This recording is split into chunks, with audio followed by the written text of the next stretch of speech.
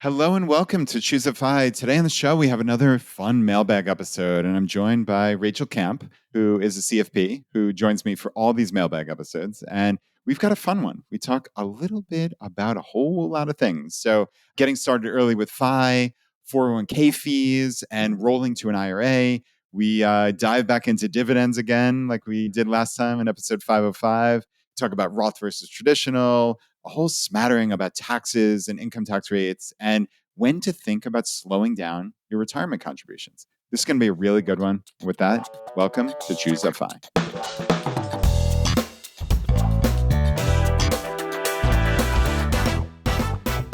Rachael, always good to have you back. This should be a lot of fun as always. So glad to be back, Brad. Excited for, I think it's time number 5. Yeah, wow. Damn. Yeah, we're rocking and rolling. I think the cadence that I'm thrilled with now is we're kind of doing these once a month, which is really cool. As you know from our doc, we get so many amazing questions. And yeah, you highlighted a bunch. It's very ambitious. We're going to see what we can do. And yeah, let's rock and roll. So where do you think we should start? I think we should start with this question from Gabby, 22 years old, just starting out, really killing it already financially, and start diving into that. Okay, I love it. Let me read Gabby's email. I just discovered your podcast as a 22-year-old and have started listening to it from the beginning. I've learned a lot so far, and I'm excited to try house hacking in the future, as well as many of the other strategies you have mentioned. I don't have a car or high rent payment, so I've been able to save more money than other people my age might. My concern is that I am currently making $48,000 per year in my first job, and right now I'm putting 26% of that into my 401k and 25% into a high yield savings account. I'm wondering whether this is a good enough strategy because right now, with things like student loan payments, about $40,000 in debt, I can't afford to save much more. I apologize if this has already been covered on the show, but so far I've heard mostly advice geared towards more established older people. So I would love to know if you have any advice for someone getting started young. And yeah, Rachael, this was a great one to pick. I think we have a lot of advice. So I'd love to have you kick it off. Yeah, I mean, first off, saving 51% of your income at 22 years old is great. You are starting off great. You're on track for sure. I definitely wouldn't stress about, am I doing enough? I can easily say you are doing enough. And then I don't know if student loan payments are on top of that. So you're doing the 401k, but that's what it sounds like. Doing the 401k, sending money to your high yield savings account, and then maybe doing student loan payments on top of that. Or maybe you're in that time period where they haven't started yet. But if that's the case, you're doing amazingly well. The important things here are what we've touched on before that they're doing a great job with, which is keeping those fixed costs way down. So rent sounds like it's really low. Don't have a car. That's exactly what I did when I first started out, just avoided having a car. I lived in a city, thankfully, that allowed for that and just kept those fixed costs as low as possible and just saved and invested as much as I could.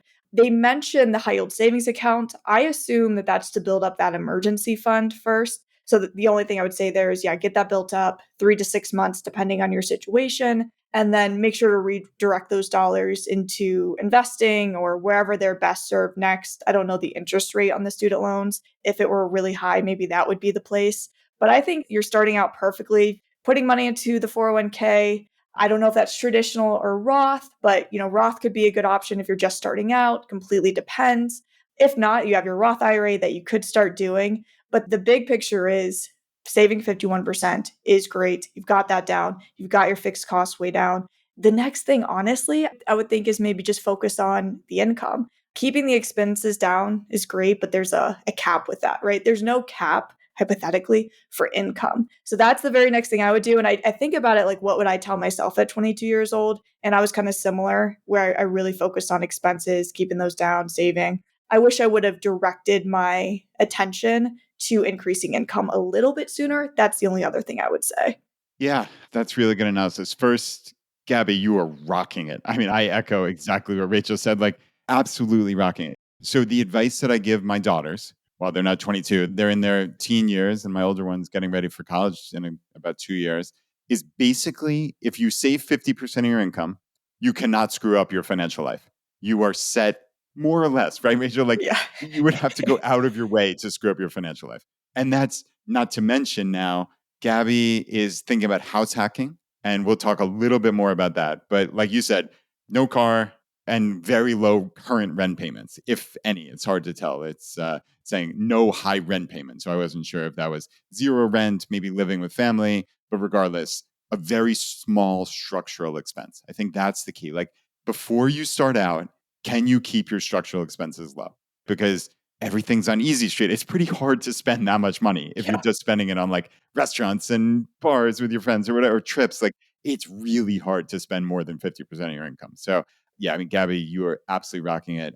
Rachel, there is, and you alluded to this very quickly about the 401k and maybe traditional versus Roth. So if Gabby's gross income is 48,000 and we're assuming a single filer, so the standard deduction for 2024 is 14,600, right? So we're talking what about $33,000 and change of taxable income, and then for a single filer, put you in the 12% bracket, right? So the first 11,600 will be 10%, and then the remaining roughly 21,000 and change would be at 12%. So this is a pretty low marginal tax bracket and effective tax rate, I guess, to the point where, yeah, I think there's a case to be made for putting it into Roth. I think there's a very strong case. I know we've talked about that in the past. Like, man, if all your dollars are in the 12% or certainly marginal, like I think you strongly, strongly think about it. Yeah, there's a nice allure of paying, Gabby's probably paying virtually nothing in tax, or certainly a very low effective tax rate if you take 26%. So yeah, like over $12,000 additional deduction for 401k. But yeah, 12%, I'm pretty sure you would advise or strongly think about Roth, right? Strongly think about it. Yeah, we talk about this in our traditional versus Roth episode too. The way that I think about it is 10, 12% paying that in taxes is just always a good deal. As Gabby moves on and advances in their career, most likely that income will rise. She'll jump up into higher tax brackets. That might be the point where she starts looking at deferring some taxes, bringing that taxable income back down. But yeah, if we look at it like what is the marginal tax bracket I'm in, 10, 12%, I just think take that deal. We don't know what's going to happen in the future. There is that built-in certainty with Roth accounts. You're saying, okay, I'm taking care of the taxes now. Whatever happens in the future is not going to affect these dollars. That's how it works. And so if you have that, you might not get it perfectly right if somehow taxes come down. But in my head, I would think that's okay. At 10 to 12%, I think that's a fair deal and I'm going to take it. Yeah, agreed. I would echo that for sure. And yeah, that episode you mentioned in passing there, Roth versus traditional, we did that in episode 496 just a couple of months ago in the middle of June. That was a really, really good one. And yeah, just kind of going back, I mentioned house hacking. So that is a concept that was originally introduced to us way back when, I kid you not, in March of 2017 in episode 16 with Coach Carson. And then again, Scott Trench talked about I it. was just say that's where I learned. I've got his book back there somewhere. Nice. Yeah, he is so brilliant. I mean, they both are. And Scott Trench was originally on episode 63 where he talked about it. And so at very high level, for anybody who's interested in this, I would listen to both those episodes. But more or less, you are, let's say, buying, because there is an alternate version to this, but you're buying a house or a condo or something, and you're basically just renting out a portion of it. Maybe it's a duplex or a triplex, you're renting out the other two sections. Or maybe, frankly, it's just a condo or a house with 4 bedrooms. You're living in one. You're 22 years old. You just got out of college, maybe, and you were living with friends. Like, that's fun. That's part of the great part of life. And like, you then rent out the other 3 bedrooms to 3 other friends who can essentially subsidize or pay for maybe all of your mortgage at that point. So you could have your housing cost virtually zero. So for somebody like Gabby, who has this massive savings rate, well, you can save up for that down payment pretty quickly. And Rachel, that might be the next pivot is, okay, if that's the thought, maybe we reallocate some savings potentially, or think about, hey, do you put in 26% to your 401k if house hacking is the goal? And again, none of this is financial advice, let's be clear. Rachel, you and I are just spitballing this, but like, this is where my mind goes, is like, if house hacking is the goal and you need to get X amount of down payment, well, maybe we think about it. And obviously, Gabby is putting 25% into a high yield savings account. So there's a significant amount going into cash. But yeah, how would you think about that? No, that completely makes sense. I made the comment of take care of that emergency fund, then switch the dollars. But if the goal is to house hack, build up that down payment, then yes, you want to keep saving into that high yield savings account. You don't want to get those funds invested. We need them to stay stable. If you're planning on using that for a down payment in just a few years, I think it's a great idea. I was introduced to house hacking, like probably a little bit too late, where I was at the point where I didn't have roommates anymore. That would be one of those things, if I could go back, maybe convince myself to do that. I think it's a really great way to get those housing expenses down. Of course, when we talk about real estate, we have to make sure that we're comfortable with holding on to that property for a decent length of time. The risk is always, well, I'll buy a house, rent it out for a few years, but then I want to sell it. That might not be the best idea if that's what you're thinking. Really, I would think of it as a long-term hold. So even if you were to move away, which is what I did, I probably would have held on to that house, rented it out. Granted, the real estate market was cooperative the past few years. I would have definitely still made money if I wanted to sell it, but that's not always the case. We have to remember that historically we've seen all different types of scenarios in the housing market. And although most of us have seen a good housing market, or at least maybe that's what we remember, a lot of us have heard of '08, lived through '08, remember what happened during that time. And if we get stuck in a situation like that, which I hope we never enter that drastic of a situation in the housing market again, that would be an example of trying to get out of your house or the property at a bad time. Yeah, I love that. I think about long term in terms of if I'm buying a house, if I have any plans to move in under 5 years, I would never even contemplate it. Realistically, 5 to 10 Yeah. is where it's still a decision point. And over 10, I think in most cases, buying will probably make sense. Though I think at the end of the day, we talked about dividends last time, which is one of our third rails, and home ownership is obviously another third rail of personal Mhm. finance. So, Rachel, maybe we could wade into another quagmire here. One caveat I want to give there's a difference when we're talking about primary residence, you're moving in, living there, and investment property. So I think that a lot of the confusion is that people treat them as the same. So if it's primary residence and you want to live or move out within 3 years, probably a bad decision, way too risky. If it's investment property, then the questions, the decisions, the factors that go into it are completely different. So we do need to separate that when we talk about real estate. Brilliant. And yeah, in just another real estate comment would be, I think a lot of people, like you said, there's this recency bias of, hey, homes go up by so much and it's guaranteed and all this. Like you hear all this nonsense. And I think the way that I look at real estate investing is I look at the numbers. Do the numbers make sense as a business? And then any appreciation is just a cherry on top. Because in essence, if you're banking on appreciation, then it's basically akin to speculation Mhm. because you cannot forecast that. It's essentially dumb luck, more or less, unless you think you have some crazy inside knowledge of, oh, this part of town is going to grow. But I mean, let's be real.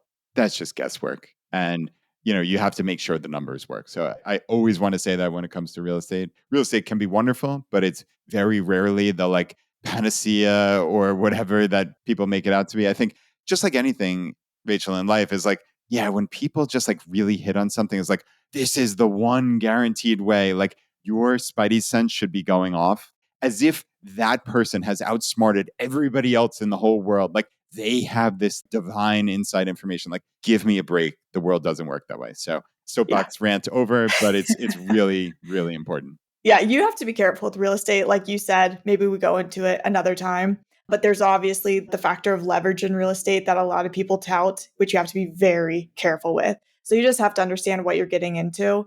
And part of the problem with real estate is just a data problem. With the stock market, we have way too much data. We can see what's going on in the stock market every day. See the stock market open, it's way up.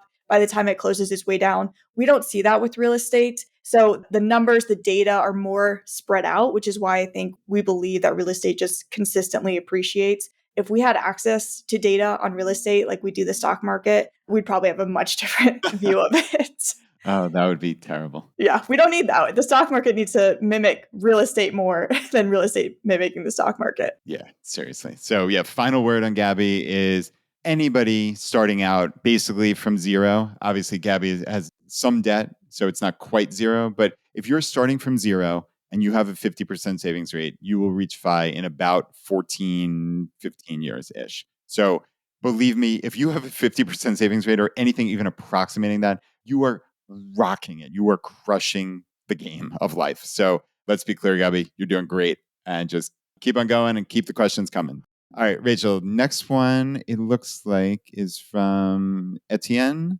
I've successfully saved for my retirement via mutual funds through my employer with 1% management fees. Retirement is around the corner. How do I divest myself of these 1% fees? And does it make sense to transfer these assets to something else with lower fees? Yeah. So I assume it's management fees because that's what they say here. But I do find it a little strange. You typically don't see management within 401ks and through your employer. Yeah, I would go actually under the working assumption that this was maybe expense ratios. Expense. Yeah. Okay. Either way, 1% fees, especially in an employer plan where there's not much you can do, is really high. So, one of the first things, if they haven't retired yet, and if it is, let's just say it is management for a second, because there have been a handful of times I've seen that. See if you can get out of the management. I think what a lot of people don't realize is that they have that option or they get stuck, they get thrown under management, but they do have the option to get rid of management. So sometimes somebody will set up their 401k and it'll say something like, I want somebody else to manage my investments for me. They'll click that option and they will end up in a management scenario and then not realize it. So if it is that, just see if you can get rid of management if retirement isn't happening really quickly. Now, if you're about to retire, that's where we can have a discussion on transferring out of your 401k and getting into IRAs. And if we do assume that that 1% is from expense ratios rather than management fees, that would probably be something you want to do. We can talk about the pros and cons and when to go from 401k to IRA. But if it's expense ratio, that means that your 401k plan has really bad investment options. And so, probably as quickly as possible, we want to get rid of and out of those investment options.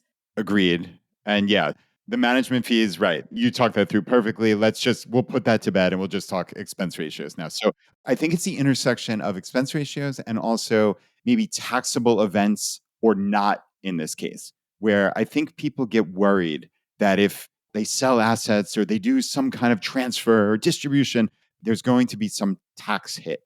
And I think in essentially every case that I know of where you do this properly, let's say, so you can have a 401k and then retirement is right around the corner is what the email said. So let's assume that you have left your job. Now, in most cases, that 401k will stay at that job and will continue being in the same investments that it's currently in.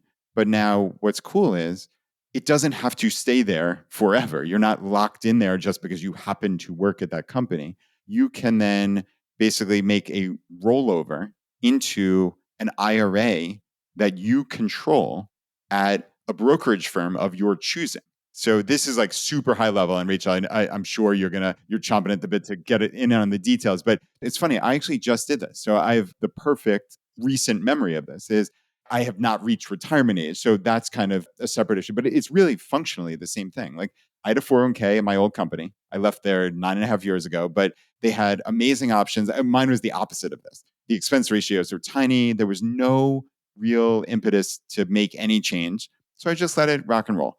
I recently decided, all right, I think the time has come. This is silly at this point. I can get essentially the same expense ratios under my own control. So I very simply just had this rollover to a traditional IRA. And then that money showed up in that IRA. So it was I guess a rollover IRA is the technical term, but the money just was in there in cash because all of the funds liquidated when I sold this. I'm not 100% certain that's how it happens in 100% of cases, but certainly in this case, that is what happened. And then, hey, I've just got this cash sitting there and I can invest it in whatever I want at that point. So I chose to put it in Vanguard's VTI. And that was a very, very simple process. And I think the important part from everyone's perspective is because this is in a retirement account, when you sell and buy funds within the umbrella of this retirement account, there's no taxable event there at all. So I think that might be a worry is, oh man, I've had these assets for so long, they've grown. Isn't there some unrealized long-term capital gain or something? And there isn't. There isn't. It doesn't work that way. So as long as you dot I's and cross T's, which is really easy in this day and age, like you have to make sure you get it into this rollover IRA within a certain time period. And you can't just like abscond with the money and deposit into your regular bank account, right? then you get into issues of, okay, this was an actual distribution. There's like, you just took that as tax, maybe some penalty on it. So Rachael, I'm saying a lot here, obviously, but this is the high level, and I'd love to hear your thoughts. No, and you're spot on. I mean, the important thing to know here is that if done correctly, this is not a taxable event. So you don't have to worry about taking money out of your 401k, putting it into an IRA, and that you're going to have to pay taxes somewhere along the lines. As long as you do it correctly, which I don't want to scare anybody, but it is worth making sure that you are doing this correctly, because there's a direct rollover, there's an indirect rollover. And Brad, you mentioned getting a check. That's how it works for all 401ks I've ever seen. It's a weird process, but the money it doesn't go from 401k to IRA. It actually, what happens is you get issued a check and then you deposit it into your IRA. And depending on the custodian that you're with, Vanguard, Fidelity, Schwab, something like that, they'll have different ways that you can do this. Now, the only thing I would say is just make sure that you're doing, and this is what's going to happen most of the time, just might be worth it to double check, something called a direct rollover. And the way that this works is the check is not issued to you in your name. It is issued to the custodian and the account. So it'll say something like Brad Barrett, traditional Vanguard IRA, something like that.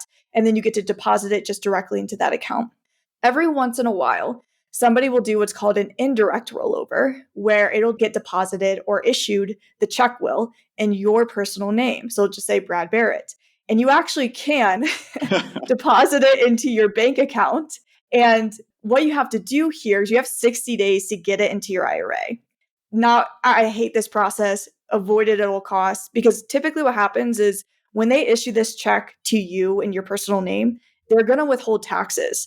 So now, if you want to make sure that it doesn't become a taxable event, you have to figure out a way to get this check into your IRA and the taxes that they withheld on top of that. Meaning you've got to find that money from somewhere else to make sure you're not taxed on any of it. So just a warning, the best way to do this is a direct rollover. It never goes into your bank account. It's never issued to you personally. It's issued to your traditional or your Roth IRA at the custodian of your choice. But yeah, that's really the benefits here, is that you get to choose whatever custodian you like, whoever you're with. You can do the research if you don't already have one. Find somebody that's low cost, that has all the features that you like with the custodian. And then with an IRA, you basically open up the entire investment universe. So you can choose your favorite index fund, you can choose whatever, and deposit the money there and buy what you would like. And then Brad, I want to hit on this because you bring up a really good point. You don't have to worry about trading within the IRA. Hypothetically, you could trade all day long. What I recommend is just pointless. Advice, but hypothetically. Yeah. Just to drive the point home, you could hypothetically trade all day long in your IRA and there would be no tax impact because it's all tax deferred or tax free depending on the account type. I do want to touch on maybe a reason you wouldn't want to transfer to an IRA. One thing is that rule of 55, which a lot of early retirees think about or might want to use. And the gist of it is that for 401k or a Roth 401k, not an IRA, if you separate from your employer after age 55, you can actually start pulling out funds penalty free. So you're not subject to that early withdrawal penalty that you typically get when you pull out money before age 59 and a half. So that's called rule of 55. And the important point here is that it only applies to 401ks. So if you're hoping to use that rule, then the money does have to stay within a 401k because it doesn't apply to an IRA. That's different than Rule 72T. That's another popular one for early retirees. Rule 72T you can use with IRAs. You don't have to worry there. It's just Rule of 55 where you might have to worry. Yeah, that is a great point. We touched on both of those in episode 475 with Sean Malini. This is actually one of the most important episodes I've done in many, many, many years. This was how to access your retirement accounts before 59 and a half. And yeah, Sean talked about the 72T, and that's actually become a lot more viable as a strategy for people in the FI community. And he gave some real nuance in that episode, Rachael, where you can potentially split into different IRAs and like do very granular, like this is specifically what I want to get in income or distributions, I guess, from the 72T. So for anybody who this is like really top of mind, that is a wonderful, wonderful episode. So Rachael, I think we covered this, but just taking a step back, because I think we maybe might have scared some people that this is like harder than it. It's not hard. This is the simplest thing in the world. We're just trying to give every possible caveat of like, just watch out. Like at its essence, This was legitimately, and I not hyperbole, a 5-minute exercise for me when I recently did this. It's just, hey, you've got this 401k. For me, it happened to be at the same custodian, so it made Okay. it even easier. But I just opened up a shell of a rollover IRA. The money was deposited right in there, and I invested it. No taxable event, no nothing. Everything was simple. Really, this should be very simple. And in a case like this, where you're paying 1% potentially expense ratios, like if you have the option to get it out of there, if you've separated service from this company, like, yeah, I think you get it out as quick as you can. So I think that's a great idea. Yeah. And I did the same thing, left an employer, got it out of there right away. A little bit different, put it in an IRA, converted it to a Roth, but that's another Oh, time. wow. Damn. Yeah, I was in a really low income year. It was a good time to do it. I I love it. actually talk about that in the Roth versus traditional. So if you want to hear more about that. Very cool. Yeah, you are nothing if not consistent on that. It's great because that's important, right? Like that's how you think about, hey, if I'm in a low tax bracket, I really should think about Roth. I really, really, really should. Okay, so let's move on. Rachel, where should we go from here? We've got a lot still. I think we're ready for dividends Oh if boy, you are. let's do it. And we talked about episode 505, which was in mid-August. That's where we talked a little bit about investing in dividends. All right, I'm going to let you kick this off. Okay, so let's dive into dividends. So we talked about this quite a bit last time, did a deep dive on dividends. We got a few questions since then, which I think warrant some clarification from us. So starting off with Ash, they ask, when we talk about living off our investments in FI, following the 4% rule, are we talking about living off dividends or withdrawing from the principal by selling equities or mutual funds? I do not believe that investments such as low cost index funds will provide 4% dividends. So, if we start selling equities or mutual funds, how do we expect the balance to keep growing over time? Unclear to me that when we talk about market returning 6 to 7% per year, what exactly does that include? Can you please go over details, giving examples of how one would start withdrawing from the investments while hopefully not drawing down the principal? Ash brings up an important point that I want to hit on.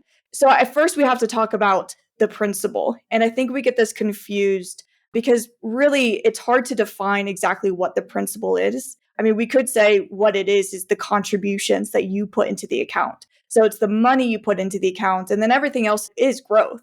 Most people have no idea what they've put into the account versus what's their growth. So that's actually what we would need to find the principal. And by that point, the account should be worth 2, 3, 4 times that principal. So it would actually be really, really hard for you to ever cut into that principal. But I do see a lot of people who basically they hit retirement, say they have 2 million, and they see that as their principal and they don't want it to go down. We have to separate returns from a safe withdrawal rate because really it's a low correlation between the two. What's important in retirement planning is this sequence of returns. And we can't control that. So what could happen is you retire and we retire into a bad market and the market goes down and the 2 million becomes, 1.9 million if we have a bad market. And that principal could go down and there's really nothing we can do about that outside of holding it entirely in bonds, which most of us don't want to do because then we have inflation risk. So that's the first thing that I think we need to establish here is that we are looking for what is the safe withdrawal rate regardless of what the portfolio does. Because there is no way to protect that principal, that initial starting balance without putting it in cash, putting it in bonds, which is not an option I don't think many of us want to do. Yeah, I think that's a great starting point. And yeah, it really gets to, like you said, there's some just slight misconceptions, I think, about what dividends are. And I think some people think they're magical money that's totally separate from anything else. And I just look at it, I think we talked about this in episode 505. It's just part of your overall return. It's part of your overall assets. And I don't make the artificial distinction that just because like I'm technically getting paid this, that it's somehow something fundamentally different. It's just part of our return. And we obviously got some feedback on the last episode. And a guy named Brad actually wrote in and was kind of alluding to like that maybe we were saying like dividends are bad or something. And like, he was saying like even JL Collins talks about dividends from VTI and Warren Buffett. And it's like, well, yeah. I mean, listen, there's a difference, and I think this is the key. There's a difference between dividend investing, and I put that in like quotes and capital letters, as a strategy, which I think, Rachel, is ultimately what you and I and a lot of people of similar mindset have an issue with. That the entire strategy of your investing is about maximizing dividends versus, hey, dividends are just a part of normal investing, especially when you're investing in broad-based ETFs and mutual funds. Like, the fact of the matter is, some companies pay dividends. And it's not like I'm going to turn around and say, no, I don't like dividends, take the money back. Like, it's part of my return because, in essence, they had this money on their balance sheet or in their bank account, and they paid some of the company to me as an owner. That's what the dividend is. They've taken some cash. And this actually gets to the heart of why I don't personally love dividend paying companies. Of all the productive things to do with that cash that they have sitting on their balance sheet, I think paying a dividend is quite literally the least productive. It is the last one that I would choose for the management of that company to do. In essence, and this is kind of like the mean part of me talking, is like that company has essentially given up. They've given up on growing. It doesn't mean it's not a great company. It doesn't mean it's not a stable company. It just means they literally have nothing better to do with this money than to just hand it back to the owners. And they can't grow. They can't buy other companies. They can't buy lines. They can't reinvest in the company. Like, all of these things, Rachel, if you stack ranked it, there would be 17 things ahead of just feebly and meekly paying it back to the owners. Like, that is the fundamental issue. So, I mean, listen, even somebody like Warren Buffett, who Doesn't pay clearly dividends. not at all, right? Like, No. but he gladly and gleefully talks about the dividends that he receives from his companies. No, obviously, does he wish that they had something better and that they could grow at a higher rate? Yes, of course, because then his overall net worth would compound at a faster rate. But he's not going to turn around and say, oh, here's this $1 billion of dividend income I just received. Hand it back. I don't want it. Nobody's saying that. So anybody conflating that, people like Rachel and I who think that dividend investing is not an optimal strategy, and us saying we hate dividends, two totally separate things. Yeah, I think it's important to understand we don't avoid dividend paying companies. We just don't care. We just don't chase them. Because there is a risk to chasing a company with a high dividend yield. And we've actually, this isn't in theory, this is in practice. This is a risk that we've seen happen to dividend investors, is they are actually willing to overpay for dividend paying companies. That's where we get in trouble, because there's this other component you can't ignore. It's appreciation or depreciation of a company. And if you're willing to overpay for share price for a company, eventually that's going to come back to bite you, because that price is going to correct and you're going to lose money on that share price. So sure, you might be getting a 5% dividend yield, but if the company loses 10%, 15% of its value, you're negative. And that's the thing that people confuse. They treat dividends like they're bonds. So bonds work in that you've got a company where you are loaning money to them. They say, okay, I'm going to give you your $1,000 back. Thanks for 1,000. And along the way, I'm going to pay you interest. That's how a bond works. That's not how a dividend paying company works. If you buy a dividend paying company at $100 a share, there's no guarantee that it's going to stay $100 and you just get your dividends on top of that. What actually happens is you have that company, they say, we're going to issue a $5 dividend from earnings, whatever. Now the share price is worth $95 and you have a $5 dividend, you have $5 in cash. You're still at $100. That's how it actually works in practice. So it doesn't get stacked on top. It's not free returns. If that was the case, if that share price stayed the same and we just got to stack the dividends on top of that, trust me, I would be doing that. Everyone would be doing that, because that's free money. We get stock-like returns with bond-like protection. We'd all be signing up for No, that. yeah, you'd be cartwheeling to the bank. Yeah. And this is similar to what I said before about the real estate investors who like think they have some magical inside information, as if all the really smart people in the world, like, yeah, you've outfoxed them. Yes, you have somehow figured out to outsmart every other smart person on earth. And they're just dummies who are willingly, blissfully unaware. Like, Right. come on, let's be real here for a second, right? So it just defies any kind of logic. Dividends are a natural part of investing in broad-based companies and broad-based funds, because the reality is you invest in S&P 500, some of them are going to pay dividends. That's great. That's part of your return. And ultimately, what we're trying to do here is maximize our net worth.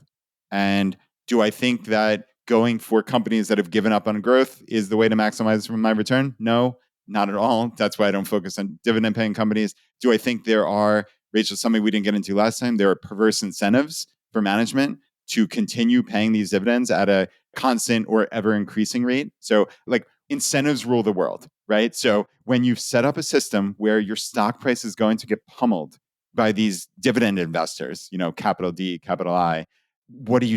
You do everything you can to keep this house of cards going in some case. And we've seen that, right? We've seen people, literally companies, borrow money to continue paying a dividend. When you see that, you should realize your strategy is ridiculous, right? Like, ridiculous. So let's be clear. This is not the optimal strategy, no matter what you've deluded yourself into believing. So, okay, the gloves are off. This is not the right strategy as maximizing net worth. So let's get back to Ash's question, because it's a legitimate one. So 4% rule. Are we talking about living off dividends or withdrawing from principal, selling equities? Like, it's all just part and parcel of the same thing, as I see it.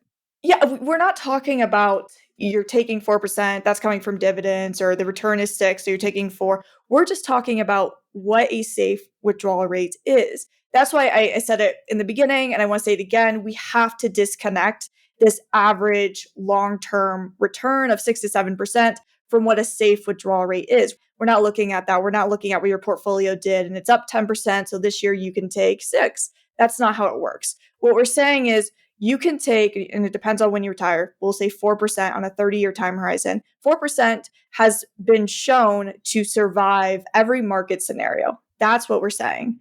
Now, you go into retirement, say your returns, you retire into an up market, returns look great. Then we can start thinking about maybe a different withdrawal strategy, giving us a pay raise. And Brad, we've actually talked about this before too. There's dynamic withdrawal strategies. That's what it's called, based off of what your returns have done. But the 4% withdrawal rate is designed to make sure that you do not deplete your money, that you don't run out of money. And it's really what it's actually related to is sequence of returns. So it's, okay, we retire, bad market. So the worst thing that can happen in retirement is a bad first 5-10 years, which has happened before. There have been decades where the markets return nothing. And so we're trying to survive that scenario. And in order to do that, the research that was done was to say, okay, if we do 4%, if we take that from the portfolio, it will survive that worst case scenario. It's not based off of, okay, historical returns are 7. Let's give ourselves a little bit of a cushion and pull out 4. We have to separate this idea of long-term average returns from the withdrawal rate, because they're two different things. So no, we're not talking about living off a dividend yield. We're not talking about looking at what the portfolio has done and then deciding what we can take. We're just talking about a safe withdrawal rate, two different things. Dividend yield, again, hate to keep harping on it, but it's just nothing special. That's the point. It's not more special than appreciation. It's not something that is protecting your principal. To your point, Brad, dividends are great. We reinvest dividends. We love them, but they're just a part of return. It's dividends plus appreciation. That's what we care about. Definitely. And like you said, they are great. Nobody's complaining about them, and it's just part of your return. So that's wonderful. And yeah, just kind of final word. So Ash, I think if you're asking about like actual drawdown strategies and like very specifics, I would check out episode 427. So it literally is called Drawdown Strategies. It was Karsten Big Earn from Early Retirement Now and Fritz from Retirement Manifesto. And they each just kind of talk about different drawdown strategies, because I think the nuts and bolts. So Rachael clearly was talking about like safe withdrawal rate, which I think is really the essence of this. But if you're just talking mechanics, how I would actually think about it is, I think so many people get worried about like, oh, am I drawing down the principal? Am I doing this? Like Rachael said, this is a holistic strategy where really the essence is that safe withdrawal rate. So in a weird kind of reverse psychology way, I would actually just plan on selling assets for whatever amount you need to pull out, and just like keep that in the back of your mind. Like, this is just the strategy. This is just what I do. Like, there's nothing bad is happening when I'm selling shares. This is just part of the plan, because I don't want people deluding themselves into thinking like, okay, I get some dividends, so then I don't have to sell shares. I have some rental, blah, blah, blah. I have some whatever. I have some interest. Like, it's all kind of the same thing. So, like, I'm almost thinking of it as like steel yourself for like the hardest part mentally, which would be I am selling shares every year to cover my full amount that I need to live on. Okay. And once you've essentially steeled yourself for that, then you can figure out the specifics from there. But like, I'm just trying to paint a picture of it's all the same at the end of the day. You just need to take a breath and just figure, like, hey, look, I understand now it's all part of the same thing. I'm just going to sell these shares and that's what I need to cover my expenses. Then great. And then you can obviously get into the finer details from there. But I think, Rachel, I think that to me is the starting point. Yeah, I mean, I've heard some people say by selling your shares, you're just creating your own dividend. So we have to think about it in terms of dividends. We've got companies that can issue us dividends, but if we go in and we sell shares, you're just creating your own dividend. That's exactly what it is. But you have actually a little bit more control because you get to go in and choose where you want to take it from. You get to be the one that says, this is when I get taxed. Whereas when a company is issuing dividends, you have no control over that. That is the most brilliant way to put it. And yeah, had I had those words 2 minutes ago, I would have been smart enough to say exactly that. You are creating your own dividend, but you're doing it with control. Whereas, right, that's yet another negative of dividend investing as a strategy is you lose control and you're getting a forced taxable event. And we don't want that in the FI community. We want to be able to massage this however we want it. And what Rachel just said enables you to massage it. And like we've talked about again with Rachael and Sean Mullaney and Cody Garrett, like there's lots of interplay here with the ACA subsidies and different things. Like you want to have really minute granular control over your exact taxable income if you can. If you want to do the real advanced strategies and really, really, really win, you don't have to if you don't want to, honestly. But if you really want to, like having these different options, having some money in Roth, having some money in traditional, having some potentially long-term cap gains in a taxable brokerage, not having forced dividends that are giving you less flexibility. Like make your own dividend. Rachel, that's perfect. I say we close it up on that and let's Yeah. move on. Okay, so this next one came in from Kiva, and the question is when discussing the difference between Roth and traditional, which is a great deep dive, you both emphasize that if the tax rate were to somehow be the same when you contribute and when you withdraw, the traditional and the Roth would be at the same rate. In essence, like it's the same decision. The actual net worth would be the same. So the tax would be, quote, the same. But in the traditional scenario, the growth gets taxed at that rate as well. Whereas in the Roth scenario, the growth is never taxed. So even if the tax rate were the same, the resulting taxes owed / paid would be very different unless I'm missing something. So, Rachel, this gets to the heart of something that I think most people miss very understandably because it's not intuitive at all. Yeah. And I think too, it's because the way that we actually have to do this, which is mathematically correct, is not the way people actually do it in practice. Because the issue is a lot of people, they say, I have $10,000 to invest. Should I do traditional or should I do Roth? And it's okay, 10K traditional or 10K Roth. That's actually, it's not equivalent because you need to pay taxes on the Roth portion. So really the equivalent, let's say you're in the 25%, just for simplicity, effective tax rate and you're contemplating traditional or Roth, and again, you have 10K. So the actually mathematically correct way to analyze this is say I've got $10,000 for the traditional, because we don't have to pay taxes on that, or I've got $7,500 for Roth, because I do have to pay taxes on those dollars. That's the equivalent. And so when we're comparing which one to do, and we're saying your tax bracket's going to stay the same, we have to understand that that's the correct starting point. We cannot compare 10K traditional or 10K Roth. So when we equal that out, now let's, go forward and see what the money has done in the account. Say 9 years into the future, money has doubled in both accounts. So you have 20K in traditional and you've got 15K in Roth. Well, the 20K in traditional, you don't actually have 20K because when you take that money out, you're still in the 25% bracket, like I mentioned earlier. You have to pay taxes on that. So you actually have 15K after taxes, where you've got the Roth account worth 15K, you take it out, assuming it's a qualified distribution, tax free, and you have 15K. So that's what we mean when we say if tax rates stay the same, it doesn't matter which direction you go because it is equal. But the caveat to this is in practice, people don't actually usually do it this way because they compare 10K Roth, 10K traditional, which actually we could argue is an advantage of Roth, is that people tend to put more into Roth because they're not considering that. When what you actually should be doing is, if you're maxing out traditional accounts, you should actually be turning around, taking the tax savings from that and investing it if you wanted to equal out Roth.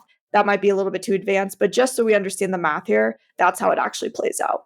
I love how you describe that. It's really the starting point that I think is the hard part for people. So I actually, while you were talking, I just ran this through a compound interest calculator. So I took your exact numbers. So let's say $10,000 is what we put into the traditional 401k. Okay, so a regular 401k where you get the tax deduction up front.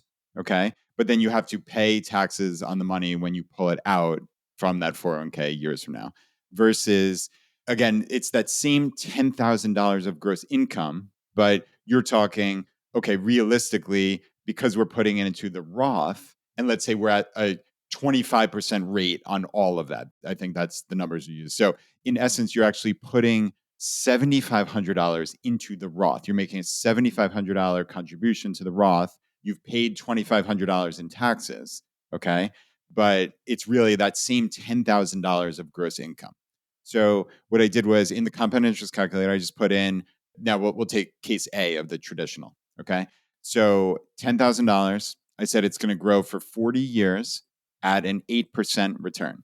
Now that spit out a number, I'm just going to round to $243,000. Now I did a similar thing for the Roth side, the Roth 401k, where I put the 7,500 because that was our contribution. And now that grows tax-free forever, is pulled out tax-free. Now, when that grows for 40 years at 8%, the final balance is 182,000. Now, interestingly, when, again, and this was our point, Rachael, is if the tax rate, this is just a tax rate play, because if the tax rate is 25%, both at the beginning and at the end, let's say, and obviously there's nuance, but I think this is to prove the point, is if you take the $243,000 and multiply that by 25%, or really the remaining 75%, let's say, it comes out to that exact same $182,000. So that's the point here, everybody. This is the key. And you've never heard this anywhere else, because this is not obvious, but it becomes very clear once you've seen it on paper, is if the tax rates are the same when you put in and pull out, it makes no difference if you do Roth or traditional, none whatsoever. So this is simply a play on basically tax rate arbitrage or tax rate guesswork of, are the rates going to go down? Or then again, you get into more, we're talking the highest level. This is the 50,000-foot view, just to prove to you that this is the same. Then obviously we get into the nuance of, hey, if I pull this out and it's a small amount and I'm at a lower marginal bracket, yada, yada, there's all this nuance. And that's really, really, really important. I'm not trying to discount that. But just from a conceptual level, you need to understand these truly are the same thing. If you were guaranteed that the tax rate is the exact same at contribution and distribution, literally the same numbers. Yeah. Well, and I think in practice, what's important here is, if you're comparing the two and if you're maxing out retirement accounts, it is important, if you want to optimize this and if you're going traditional and you want to beat the Roth, that you actually do have to turn around and calculate the tax savings from contributing and maxing out traditional accounts. And then you have to invest those tax savings, because otherwise, it does take more dollars to max out the Roth than it does to max out the traditional. So if you really want to make it equal, you do have to turn around, take those tax savings from traditional and invest it. And when we see this happen in practice, that's one reason why sometimes the Roth gets a leg up, is because people are kind of forced into saving more, not realizing that if they were to go to the traditional route to make it equal, they would have to invest those tax savings. Yes, that is a great point. And yeah, my just kind of last word for Kiva is, we're not comparing like how many dollars in tax you've paid, right? Because then it becomes very clear. In the Roth case, you've actually only paid $2,500 in tax, okay? And in the traditional case, again, assuming you pulled it all out in one fell swoop, it was all at the 25%, you would pay almost $61,000 in tax, okay? So obviously those don't sound at all alike, but the key is, what is your net worth at the end? right? And that's the same. It's that 182,000. So, I guess the argument would be Uncle Sam could have invested that $2,500 that you paid up front. And if that had grown for 40 years at that 8%, it would be the same 60,000. So it's the same money. That's what I think hopefully we've proven to you over the last 5 or 10 minutes. Like it's the same, it's the same, it's the same. It's just growing in different ways. And you're pulling it out, you're taxed at different points. But again, if the tax rate is the same, it's all the same. But Rachel, you and I know it's never the same. Like we're Yeah. prognosticating on like what is the tax rate. And that's why, like you say, hey, look, if I'm in the 10 or 12% bracket, I'm pretty confident that it's the right decision is going to be Roth for you. Yeah. Well, and the other reason to talk through this and understand it is because of that question, would you rather pay tax on the seed or the harvest, is just a stupid question and ignores math. So if that's what you're trying to make the decision based off of, that's just mathematically incorrect. All right, Rachel, I think we covered that one. So let's move on. We got one here from Mitch. Mitch said, I'm 42 years old and married, not FI, but I'm getting closer. And then he gave some financial details. We have over 1.5 million in traditional retirement accounts. We have about 700K in liquid assets. They have a nice combined annual income, fully paid off house, and then some 529 money, et cetera, et cetera. They have 3 kids, and he's wondering, is there a right time to stop contributing to our 401k/403b accounts? We've historically maxed them out when we could, but I am thinking about reducing our contributions only up to our employer matches and putting the rest in after-tax brokerage for more flexibility. And yeah, he's just saying, thanks for any consideration you may provide. I guess, yeah, I mean, this looks to me like a very traditional FI, right? So, they have a nice household income, 42 years old. So, they have some time before, let's say, Social Security kicks in or 59 and a half, but they have some assets, obviously. And now they're thinking like, all right, what's order of operations, I think? Does order of operations change at any point? I guess that to me is like what sticks out, but I'd love to hear what are your high level thoughts when you hear Mitch's question?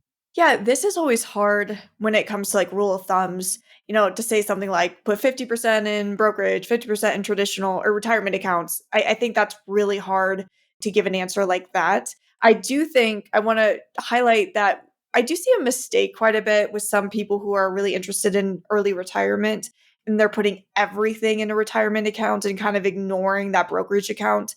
The big advantage of the taxable brokerage account is its flexibility. There's no contribution limit. There's no early withdrawal penalties that we have to worry about. So if you have a large bridge or gap until age 59 and a half, I am a fan of making sure you build up that brokerage account before you fully retire.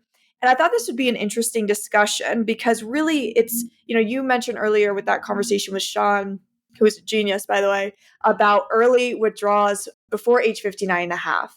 And what I find in practice is you've got some people who are comfortable with that, where we're doing things like Roth conversion ladder, rule of 55, 72T, things like that.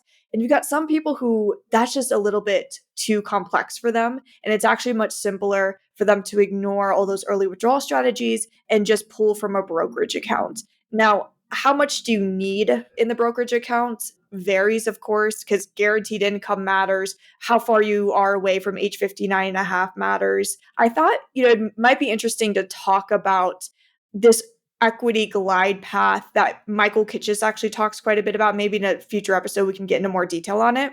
But I'm a big fan of it, especially for early retirees, because I talk about sequence of returns risk all the time. What that means is there's a big risk when you retire and retire into a down market. And so what we want to do is protect that first 5 to 10 years of retirement. So in practice, what I find with a lot of retirees is we're actually trying to stick the first, it depends, of course, I have to say over and over again, it depends, but maybe the first 10 years in taxable brokerage accounts. So it's very simple math. It's do we have 10 years of expenses there? And we can talk about asset allocation too. But that's kind of how I think through it is what's that gap to age 59 and a half if we want to go this route? And let's make sure we fill that gap by having enough in the brokerage account. And in practice, I've actually seen scenarios where we're going to spend down that taxable brokerage account. And then we get to 59 and a half. And that's when we get into retirement accounts. Interesting.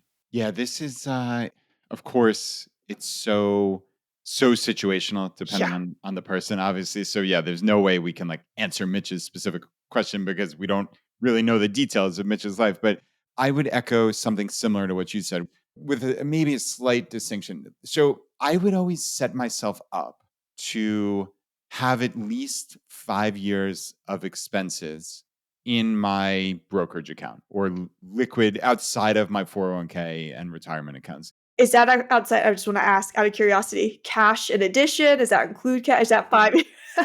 Yeah, that's a great question. Yeah, There's no perfect answer. I no, just there's thought we could. yeah, no, it's great. It's a great idea.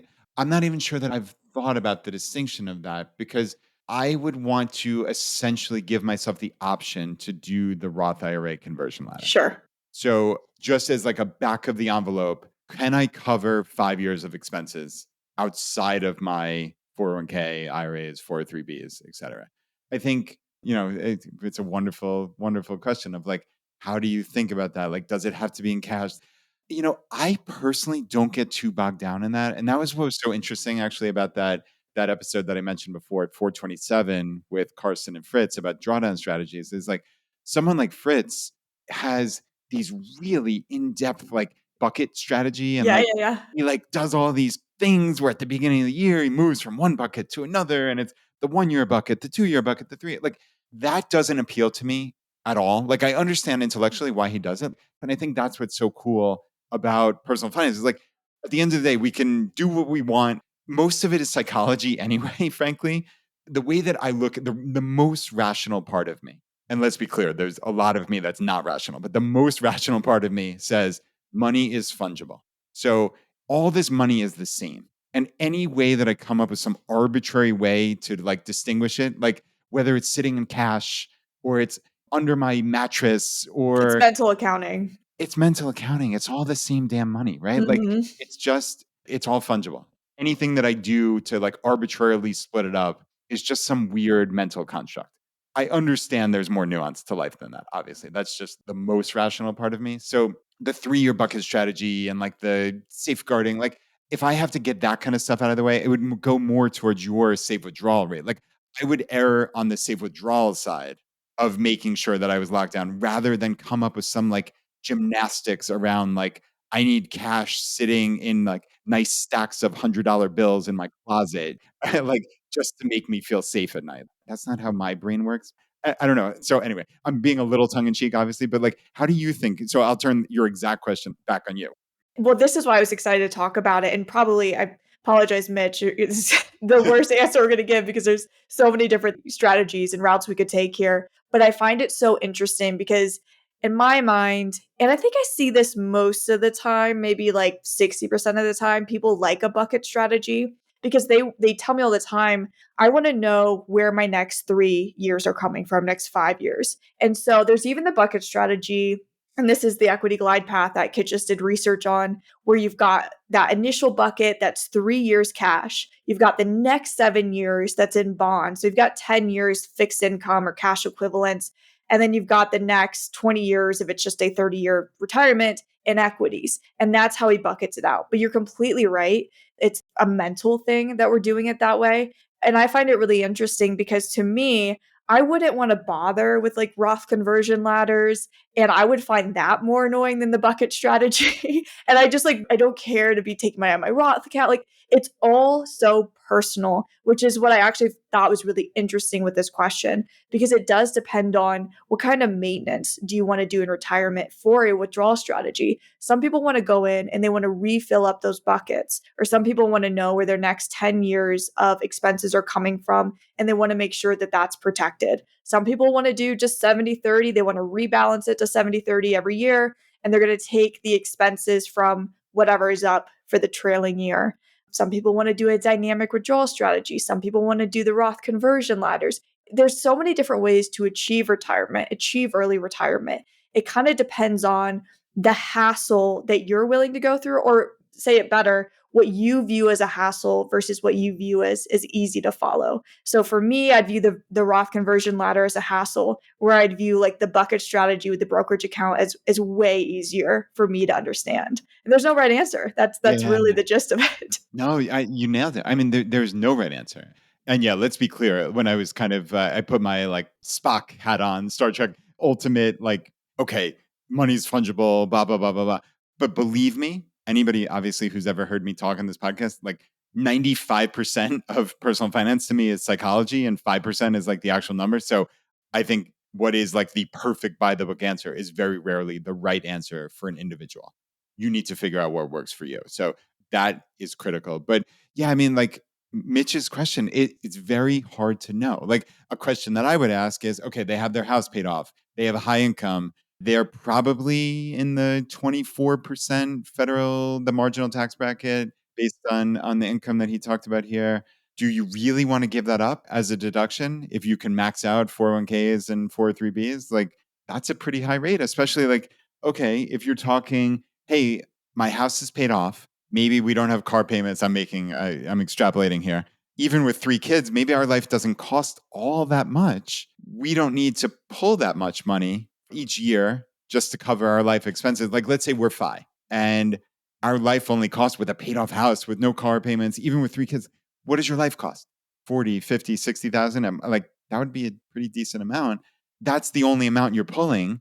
And then you're at a point where, okay, well, with the standard deduction for married filing joint, maybe with some child tax credits, you're paying $0 in federal tax. You might actually even be able to pull, and actually, I should know this if the child tax credits were refundable or not. So that would actually change it a little bit. I think they are. I think they are. So that'll kind of render moot what I was about to say, but let's assume that it's not refundable.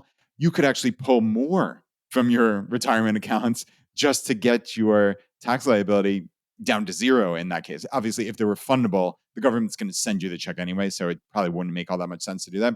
But I mean, you could essentially pull that money out if your gross income was low enough, if your annual expenses were low enough, you could pay zero tax on this, which is really awesome, right? And Yeah. then to turn down this 24% plus state tax deduction, like in your working years, just to have it in a different bucket probably doesn't make sense. But again, we don't know all the details here, right? And that's what like Mitch and his family need to figure out is like maybe they have other income that's coming in. Maybe they have rental income. Maybe like they're not going to be at a point where they're ever going to pay a tiny marginal tax bracket or whatever. So yeah, I mean, I understand the essence of the point, which is really, Rachael, hey, they have a lot of money in what's stuck in retirement accounts, if you will. And I put stuck in quotes.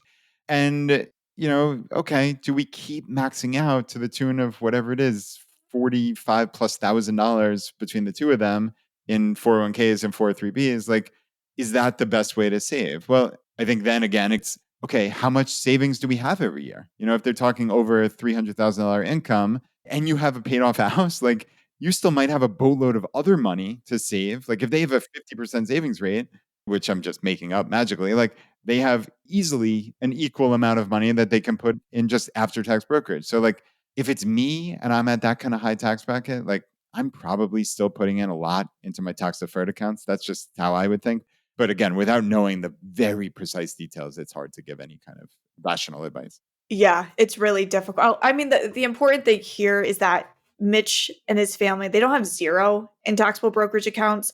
When it comes to should we drop all the way down to the employer match and funnel everything into the taxable brokerage accounts, maybe if you had nothing in there and you're wanting to retire in the next 8 years and you want to be able to have that flexibility of that account there where you can always take funds out without penalty, maybe. But it does seem a little extreme because he mentions here is 700,000 in a taxable brokerage account. So he's not in that dire situation where he really needs to build that up. So I'm kind of with you, Brad, on this one. I don't think it makes sense to stop all the tax deferral, the benefits you get with retirement accounts.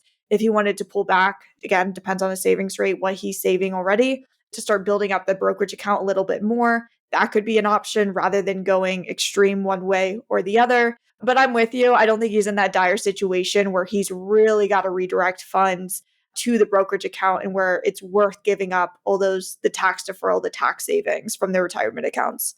Yeah. And right, with the 700,000 in liquid assets, almost under any scenario, basically just doing back of the envelope math, that's more than 5 years of Yeah. expenses. So they will be able to access the money in those traditional retirement accounts through that Roth IRA conversion ladder, which is really, really wonderful. So, yeah, I mean, in their case, obviously, to the listener, these are big numbers, right? Let's be clear. And not everybody is in this exact situation. But if you go back and listen to what Rachel and I just said, and maybe even just have these numbers, like still the same concept would apply to you if you're in a different situation with smaller numbers. Like that's the beauty of FI is like it's a conceptual framework.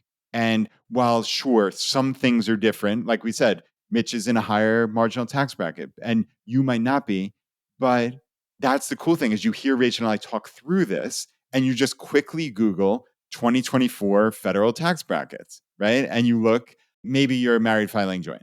Okay, my gross income is 120,000 and you know, all right, the standard deduction is about 30,000.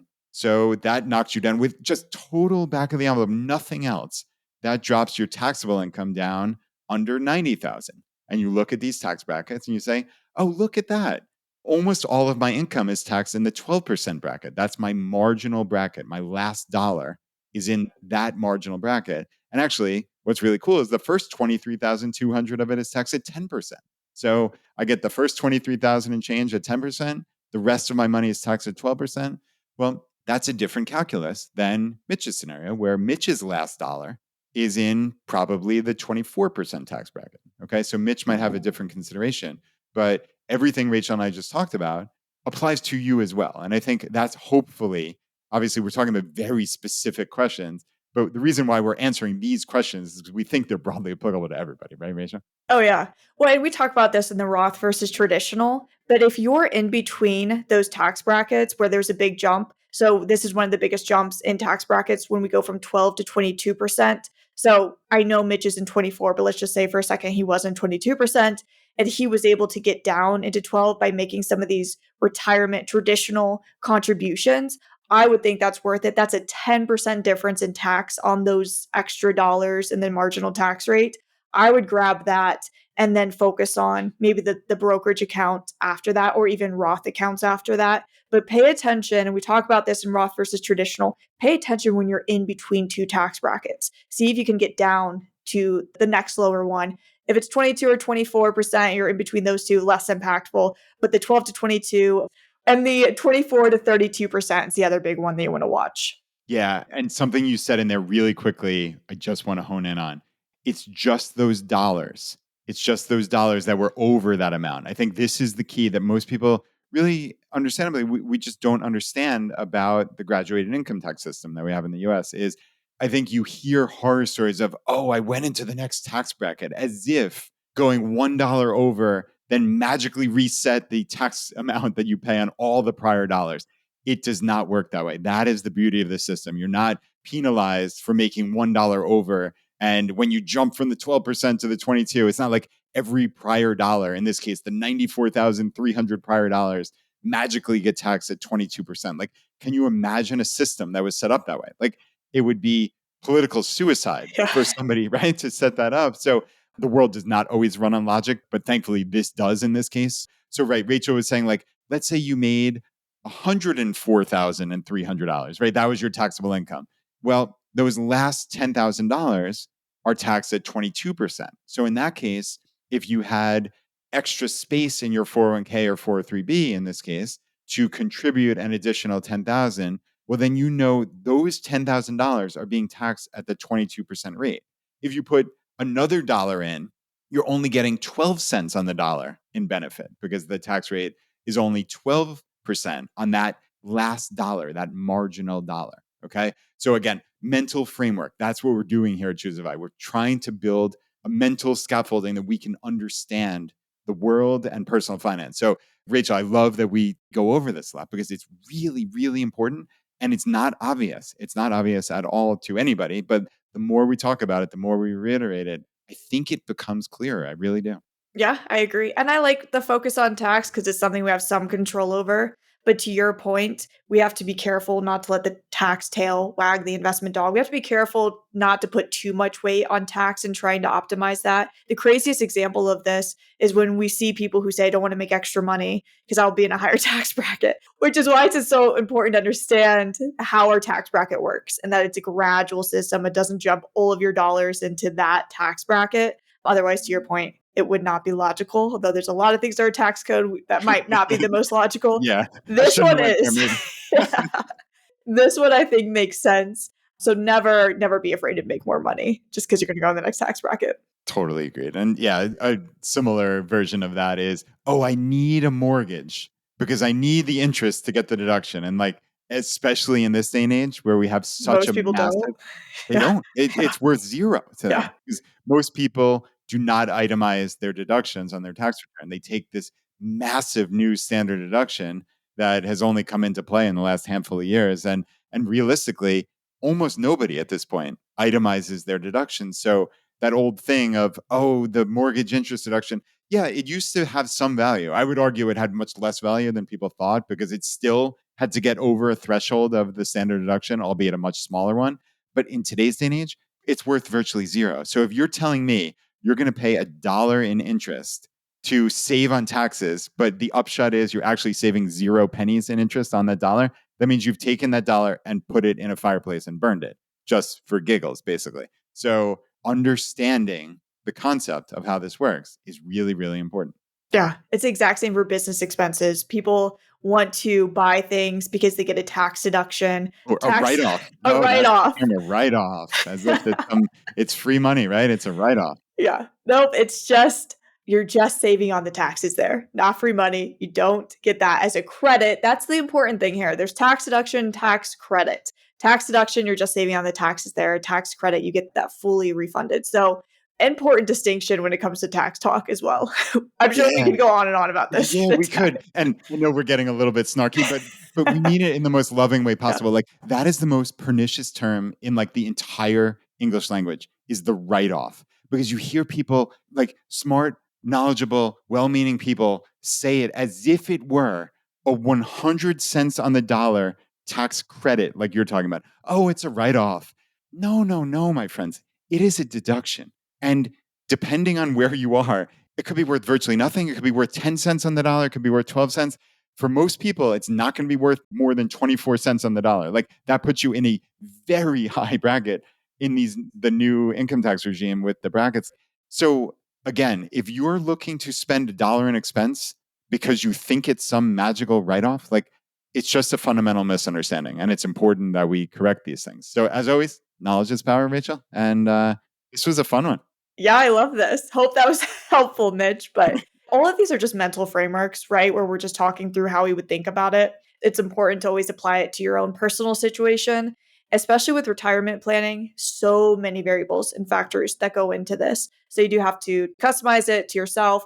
And, a thing we talked about a lot in this is the psychological component. So just because there's a strategy that you could use does not mean it's the best one for you. You have to use one, I think, that makes sense to you, as long as the math makes sense. It's not disastrous, because that's always going to be the easiest to follow and implement and keep up with. Agreed. Rachel, as always, thank you for being here. Where can people get in touch with you? So you are a CFP. Mhm. It's important. We always say, like, this is not financial advice. You are not anyone's advice. I am technically a CPA, but let's be clear, nobody wants to take tax advice from me because I'm not in practice and haven't been for a very, very long time. But Rachel, you are a practicing CFP. Where can people reach out to you? Yeah, my website is rachaelcampwealth.com. My name is spelled a little weird. It's Rachael camp, with like camping wealth.com. And you can find everything on there, all my social media. I am on social media still, surprisingly. And anything else that you'd want to find would be on my website. Amazing. And almost certainly we'll have you back for another mailbag in the next 4 or 5 weeks. So yeah, I really look forward to these. Thanks again. Thanks, Brad.